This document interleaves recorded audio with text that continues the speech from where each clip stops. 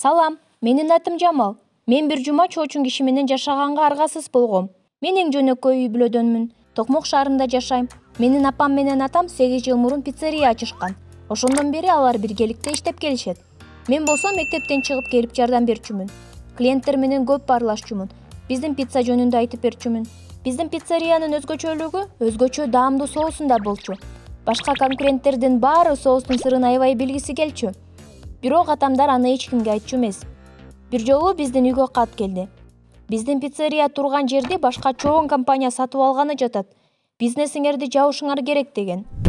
Мен эч ишене албай отурдум. Бул маселени чечиш үчүн атамдар башка шаарга, ошол компаниянын директоруна кетишти. Бул нерсенин баары аябай шашылыш болуп кетти. Атамдар мени бир байкеме карап турчу деп суранышканга аргасыз болушту. Мен ал байкемди өмүрү көргөн эмесмин. Андан башка эч ким мени менен кала алган жок. Мен аябай корктум. А балким алар кеч. Кичинекей балдарды жаман көрөт. Ал биздин үй бүлөнү жаман көрөт. Ошол үчүн биз менен катышкан эмес. Ошон үчүн дагы мен аны тааныбайм. Ушул ойлордун баары мени уктатпай таң атпай жатты. Эртеси күнү уйкулуу көзүм менен ашканага чыктым. Бир чоочун киши отуруптур. Ал мени аябай карады. Көрсө ал менин Актан байкем экен.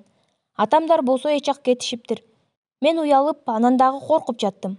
Ал болсо мени карап: "Салам Жамал, мен Актан байкеңмин. Бул сенин тамагың" деп туруп башка бөлмөгө кетип калды.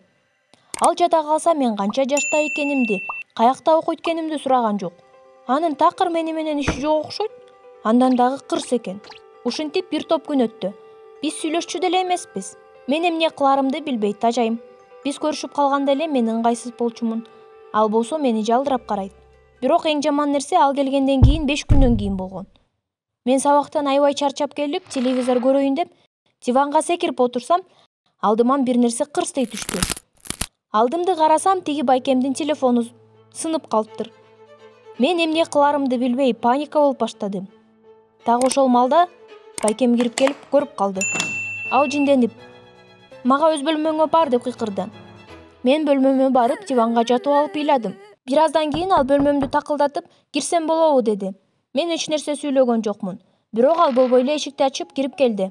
Ал мага келип салфетка сунду. Анан кечирим сурады. Ал мага жинденбегенин айтты.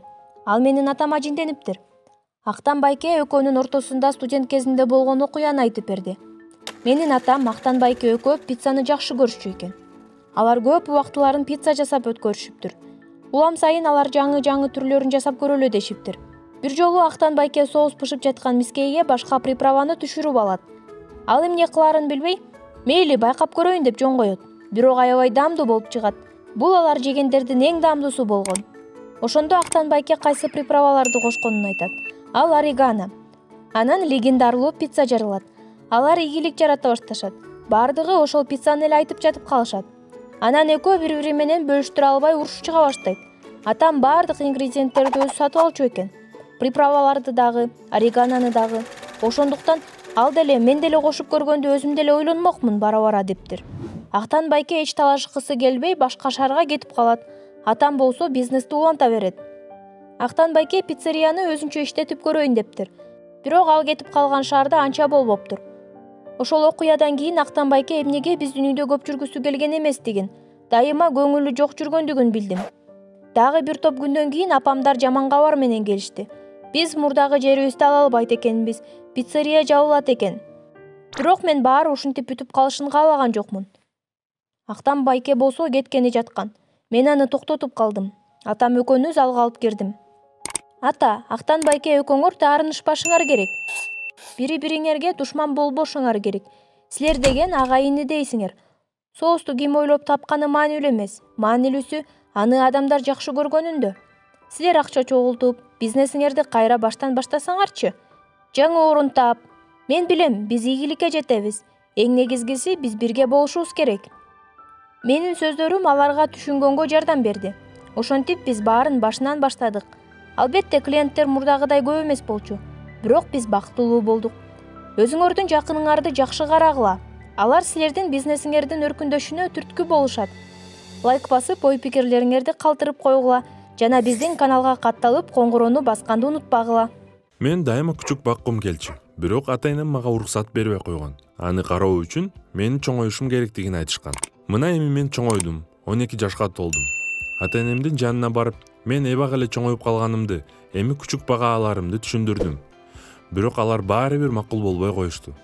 Атам болсо, күчүк бардык антиквардык эмеректерибизди тиштегилеп салат деп айтты. Эмеректерибиз 19-кылымдын аягында Андреа Брусталони уста тарабынан жасалган эмиш. Апам болсо, жүнгө аллергиясы бар экенин айтып туруп алды. Ошентип мен дагы күчүксүз калдым. Таптакыр үмүтүм үзүлгөндүктөн кыжырым кайнап кетти. Ошентесиңерби? Мен ошунча жыл бул учурду күтүп жүрсөм, өзүмдүн күчүгүм болуп, аны мектепке алып барсам, топту ыргытсам кайра алып келип бергенине мактансам, кандай сонун болмок? Таарынып, баш ойгон жака кетип калдым. Шаарды кыдырып, ичимдеги бороон токтолоорун күтүп жаттым.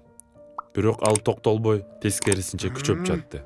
Бир күн өткөндөн кийин ата-энем мага СМС жөнөтө баштады. Мен жооп бербей койдум. Дагы бир күн өткөндөн кийин мага чала башташты. Анда да жооп бербей койдум. Бир аз кабатыр болушсун деп ойлодум. Өзүлөрүнүн жүрүш-турушу жөнүндө ойлонушсун, берилген сөздү карманышсын дедим. Дал ошондой болду. Себеби мен үйүмө жаңы досум менен келгенимде алар эч нерсе айтпай бөлмөлөрүнө кирип кетишти. Менин досум жөнөкөй эмес. Кандай деп айтсам, тагыраагы ал абдан жөнөкөй эмес болчу. Менин досум сел саяк эле. Мен аны залга телевизор көргөзүп отургузуп коюп, өзүм ата-энемдин бөлмөсүнө бардым. Залда көзү жакшы көрбөгөн чоң апам отурган. Ал коноктор келгенде советтик манерада маек баштачу. Аба ырайы, заманбап адабиятчылардын жаңы чыгармалары, операдагы жаңы постановка жөнүндө суроолорду берип маектешчү. Бирок менин жаңы досумду бул нерселер кызыктырчу эмес. Жөн гана бул үйдө кантип курсагымды тойгузсам болот деген суроо эле кызыктырчу. Себеби менин досум Яша көптөн бери тамак жей элек экен. Баса, ал мага өзүнүн атын айткан жок. Ал мага эч нерсе айткан жок. Ал кечке эле жөтө эле берет экен. Ал үн Яша деген үнгө окшошкондуктан аны Яша деп атап койдум. Жаңы досум абдан ачка болуптур. Жанында жезден жасалган коңгуроосу болчу. Ал кыймылдаганда дайыма шыңгырап турчу. Мен ал үндү укканда азыркы учурда ал каякта экенин билип турчумун. Негизи үйдөгүлөрдүн баары эле түшүндү. Ал муздаткычка барып алган. Мен ата-энем менен талашып тартышып атканда, Яша муздаткычыбыздагы тамак аштардын баарын түгөтүп жатты. Башында ал шардоне виносун ичип, артынан роквор сырын жеп жибериптир. Андан кийин тортторго өтүптүр. Мунун баарын көргөн апам башы айланып төшөккө жатып калды. Атам болсо камарбастыктын эталону да залдагы чоң апама кошулуп отуруп алды. Мен бир аз чарчаганымдан уктап алайын деп жатып алдым. Яша болсо ваннага кирип кеткен. Бирок уйкум көпкө созулган жок. Эжемдин ачуу кыйкырыгынан ойгонуп кеттим. Мындай кыйкырык алчышканды көргөндө же жаңы кийим алганда чыгат эле. Залга чыкканымда Яшанын кызыкта кийинип турганын көрдүм. Анын эски шымынын ордуна Алина эжемдин ваннада илинип турган кызгылт лосиналары. Башына болсо лилиялардын сүрөтү болгон апамдын эң жакшы көргөн сүлгүсү бар экен. Ваннада болсо бир убакта чоң кыйроо, ташкын, электр тогу да биригип кала жазаптыр. Яша душка түшүп, сакалын алайын дептир. Бирок бир нерсе туура эмес кетиптир. Атам өзүнүн устарасындагы сакал калдыктарына жини кайнады. Ал Яшага устараны көрсөтүп, улуу урматтуу, муну кантип түшүнсө болот? Яша болсо аны укпай, офицер фуражкасын көрүп, чуркап барып аны кийип көргөнгө аракет кылды. Бул чектен ашкандык эле. Өтүп кеткен чоң атабыздын кавалердик фуражкасы эң ыйык эле, айрыкча чоң апам үчүн. Чоң апам ордунан туруп, Яшанын жанына барып, маданият агартуучулук иш-чара өткөрөйүн деди. Ал таягы менен Яшанын башына чапкылап баштады. Яша качып баратып, гүлдөрдү коңторуп, пардаларды жыртып, вазаны сындырды. Чоң апам тарыхый жактан дагы, жеке жактан дагы алып караганда мындай баалуу буюмдарга ушундай мамиле кылуусу өтө туура эмес деди. Мүмкүн чоң апамдын ушундай позициясы Яшаны белгилүү бир чечимге алып барды окшойт. Бош убактымда бул нерселерди ойлонуп келейин деп шашып чыгып кетти. Ошентип менин жаңы досум жок калып калды. Үйдү толук 2 күн бою мурунку абалына келтиргенге аракет кылдык. Оңдодук, жуудук, бөлмөлөрдү желдеттик, кургаттык. 2 күндөн кийин кадимки күндөр башталды. Тыптынч, жашообуз бир аз зеригиштүү болуп калды. Бирок бул кадимки эле көрүнүш. Чоң апам телевизор алдында, атам гезит окуп, эжем телефондон бирөө менен жазышып, апам болсо телефондон сүйлөшүп күндөр өтө берди. Аңгыча коңгуроо үнү шыңгырап угулду. Чоң апам эшикти карады. Атам окуганын токтотуп угуп баштады. Эжем көздөрүн алайтып карап атты.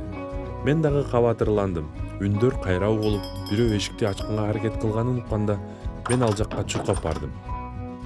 Эшикти ачканда мен «О, Кудай сакта!» Алдымда сүйкүмдүү кичинекей күчүк туруптур. Анын мойнунда Яшанын коңгуроосу тагылып туруптур. Конок бөлмөсүндө бардык үй бүлө мүчөлөрү чогулуп, ар бири менин күчүгүмдү сылап жатты. Ар биринин көздөрүндө сүйүнүч жана жылуулук көрдүм. Мени менен ушундай окуя болду. Бирок бул күчүк кайдан пайда болду? Баарыбыз ушул суроого жооп таба албай келебиз. Силердин оюңарча ал кайдан келди? Достор, биздин каналга жазылгыла, лайк баскыла жана алдыда комментарийге өз оюңарды жазып калтырсаңар болот.